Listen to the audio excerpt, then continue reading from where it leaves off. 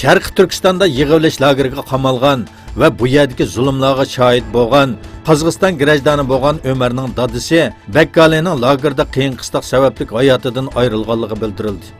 Eng yangi uchurlarga asoslanganda uning dadisi 78 yoshda bo'lib, lagerdagi nachar sharoit va qiyin qistoq sababli hayotidan ayrilgan. Uning onasi va singlisining texnicha izderigi yo'q.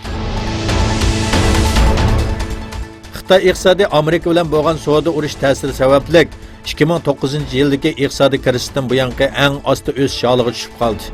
Xitoy e'lon qilgan rasmiy sonliq ma'lumotlarga asoslanganda, oldingi 3 faslda davlat iqtisodining o'sishi 6.5% bo'lib, 2009-yildagi dunyoviy iqtisodiy krizisdan buyangi eng osti o'sish saviyasini yaratdi. Tayvanda minglagan kishi Xitoyga qarshi keng ko'lamli namoyish o'tkazib, mustaqillik talabini o'ttirg'a qo'ydi. Sobiq yuqori darajalik hukumat amaldorlarini o'z ichiga olgan minglarcha kishi Tayvanning poytaxti Taybeyda Xitoyning yutib olishiga qarshi namoyish o'tkazdi. Namoyishchilar butunlay mustaqil bo'lgan yangi Tayvan davlat qurish uchun umumiy xalq ovoz berish faoliyati o'tkazishga chaqiriq qildi.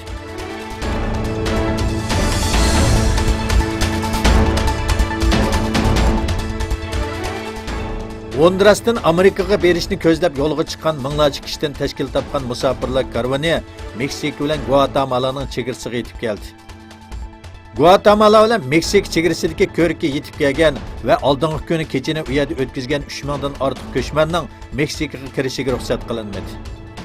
Ba'zi ko'chmanlarning sim to'soqlardan o'tib tarafsiz rayonlarga kirganligi va Meksika soqchilarining ularning kirishiga yo'l qo'yilmaganligi xabar qilindi.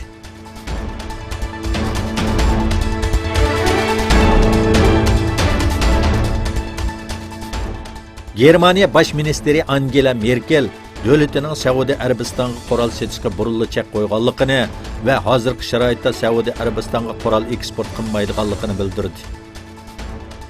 Voqeaning tezdan tekshirib aniqlanish kerakligini ta'kidlagan Merkel, texi hech bir ishning muzokara qilinmaganligini va mas'uliyati bolaning hisob berish kerakligini aytdi.